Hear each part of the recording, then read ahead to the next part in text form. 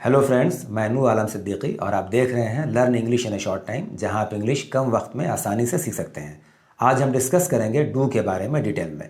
इसके पहले मैं आपसे रिक्वेस्ट करना चाहूँगा कि अगर आपने अब तक मेरे चैनल को सब्सक्राइब नहीं किया है तो इसे ज़रूर सब्सक्राइब कर लें और बेल आइकन ज़रूर हिट कर दें ताकि हमारे सभी वीडियोज़ का नोटिफिकेशन आप तक पहुँचता रहे।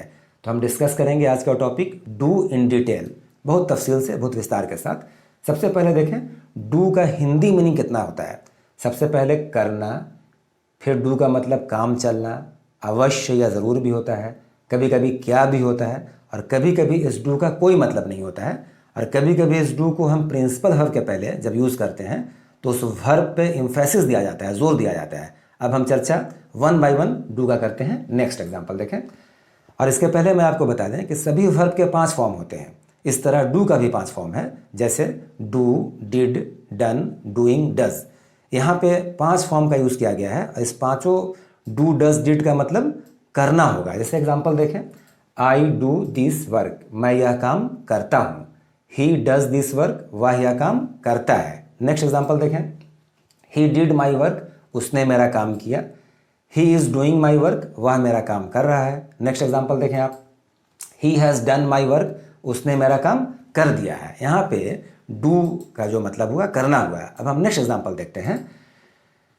ये इंट्रोगेटिव सेंटेंस में डू का इस्तेमाल हेल्पिंग वर्ब की तरह होता है। तब इस डू का मतलब हिंदी में क्या होगा, जैसे डू यू प्ले, क्या तुम खेलते हो या क्या आप खेलते हैं। डज ही प्ले, क्या वह खेलता है।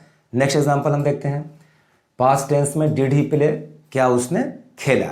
यहाँ पे डू, डज या डिड का मतलब क्या हो गया। नेक्स्ट एग्जांपल हम देखते हैं, जब डू का हिंदी में कोई मीनिंग नहीं होता है लेकिन उसको इंग्लिश में ग्रामर के हिसाब से यूज़ करना ज़रूरी है। जैसे एग्जांपल देखें, I do not read this book, मैं ये किताब नहीं पढ़ता हूँ। अब हिंदी के हिसाब से इस डू का कोई मतलब नहीं हुआ लेकिन इसको यूज़ करना ज़रूरी है ग्रामर के हिसाब से। जैसे देखें, आई मैं, नॉट नहीं, रीड पढ़ना, दिस बुक यह किताब, तो मैं यह किताब नहीं पढ़ता हूँ। यहाँ पे डू का कोई मतलब नहीं हो रहा है। नेक्स्ट एग्जाम्पल आप देखें, I do not do this work, मैं यह काम नहीं करता हूँ। ये डू हेल्पिंग वर्ब हुआ, इसका कोई मतलब नहीं हुआ, जबकि ये डू प्रिंसिपल वर्ब करना के लिए हुआ। तो इस तरीके से हम देख रहे हैं। नेक्स्ट एग्जांपल देखें, कभी कभी इस डू का मतलब काम चलना भी होता है। जैसे एग्जांपल देखें, इट विल डू, इससे काम चल जाएगा। यह डू मतलब काम चलना। इट सब्जेक्ट हो गया, विल फ्यूचर टेंस के लिए, आगे के लिए इस्तेमाल हुआ। डू मीन्स काम चलना, इट विल डू, इससे काम चल जाएगा। अब इट जो है ये सब्जेक्ट, अगर इसको हम चेंज कर दें, जैसे देखें यहाँ पे इट की जगह पे दिस बुक यूज़ किया गया है। दिस बुक विल डू, इस किताब से काम चल जाएगा। अगर सब्जेक्ट हम और चेंज कर दें, बोल दें इस मोबाइल से काम चल जाएगा, दिस मोबाइल विल डू। इतना से काम चल जाएगा, this much will do.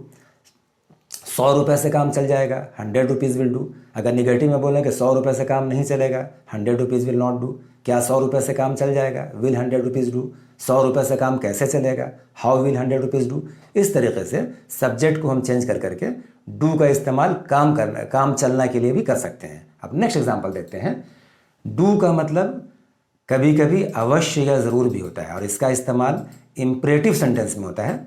Imperative sentence बहुत कॉमन है, हम जानते हैं। जैसे अगर ऐसा बोलें, वहाँ जाओ, गो देयर, यहाँ आओ, कम हियर, इसमें सब्जेक्ट का इस्तेमाल नहीं होता है। अब इस इम्परेटिव सेंटेंस में हम अगर डू पहले यूज़ कर लेते हैं तो इस डू का मतलब क्या हो जाएगा, अवश्य या ज़रूर हो जाएगा। जैसे एग्जांपल देखें, डू कम टुमारो, कल अवश्य आइए या कल ज़रूर आइए। इस डू का मतलब क्या हो गया, अवश्य या ज़रूर। अगर इस डू को हम हटा दें, सिर्फ ये बोलें कम टुमारो, तो कल आइए। डू कम टुमारो, कल अवश्य आइए। नेक्स्ट एग्जांपल और हम देखते हैं। देखें, डू लर्न इंग्लिश, अंग्रेज़ी अवश्य सीखिए। डू हटा देंगे तो लर्न इंग्लिश, अंग्रेज़ी सीखिए। कुछ और एग्जांपल देखते हैं। डू हेल्प द पुअर, गरीबों की सहायता अवश्य कीजिए। इस तरीके से यहाँ पे डू का मतलब अवश्य या ज़रूर हो रहा है। इम्परेटिव सेंटेंस में इसका यूज़ जब पहले किया जाता है। एक पॉइंट ऑफ कन्फ्यूज़न ये है, अवश्य जब आता है तो स्टूडेंट जनरली मस्ट यूज़ कर लेते हैं। आपको ये समझना चाहिए कि मस्ट की हिंदी अवश्य चाहिए होती है। अवश्य के साथ चाहिए लगा हो, ज़रूर के साथ चाहिए लगा हो, तब आपको मस्ट का यूज़ करना है। जैसे हम 2 एग्जांपल दे रहे हैं, इसे आप गौर से सुनेंगे।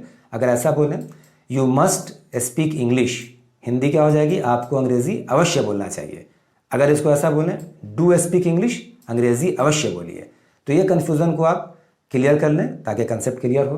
कुछ और एग्जांपल देखते हैं। नेक्स्ट, डू का प्रयोग वर्ब पर जोर देने के लिए किया जाता है। जैसे एग्जांपल देखें नेक्स्ट हम, इसका रूल क्या हो जाएगा, सब्जेक्ट डू डज या डिड, उसके बाद V1 और ऑब्जेक्ट होगा। जैसे एग्जांपल देखें, आई डू स्पीक इंग्लिश, मैं अंग्रेज़ी बोलता ही तो हूँ। अब ये डू जो यूज़ हुआ, डू यूज़ हुआ स्पीक पे एम्फेसिस डालने के लिए, जोर डालने के लिए। अगर हम सिर्फ ऐसा बोलते हैं, आई स्पीक इंग्लिश, मैं अंग्रेज़ी बोलता हूँ, लेकिन आई डू स्पीक इंग्लिश, मैं अंग्रेज़ी बोलता ही तो हूँ, ये कब यूज़ करेंगे, जनरली आप कोई काम करते हैं और कोई सामने वाला बोल रहा है आप ये काम कीजिए, तब आप वर्ब पे जोर देने के लिए आप बोलते हैं कि मैं ये काम करता ही तो हूँ, आई डू दिस वर्क। अगर बोलें मैं क्रिकेट खेलता ही तो हूँ, आई डू प्ले क्रिकेट। इस तरीके से हम वर्ब पे एम्फेसिस देने के लिए डू का इस्तेमाल करते हैं। कुछ और एग्जांपल देखते हैं। Next example, he does speak English, वह अंग्रेज़ी बोलता ही तो है। कुछ एग्जांपल और देखें, आई डिड स्पीक इंग्लिश, मैं अंग्रेज़ी बोलता ही तो था। इस तरीके से डू का यूज़ मुझे लगता है कि बिल्कुल क्लियर हो गया होगा, आप समझ गए होंगे। अगर आपको ये वीडियो पसंद आया हो तो इसे ज़रूर लाइक, शेयर और सब्सक्राइब करें और बेल आइकन ज़रूर हिट करें ताकि हमारे नेक्स्ट वीडियोज़ का नोटिफिकेशन आप तक पहुंचता रहे। Thank you so much for watching this video. Keep learning English for your nice and bright future.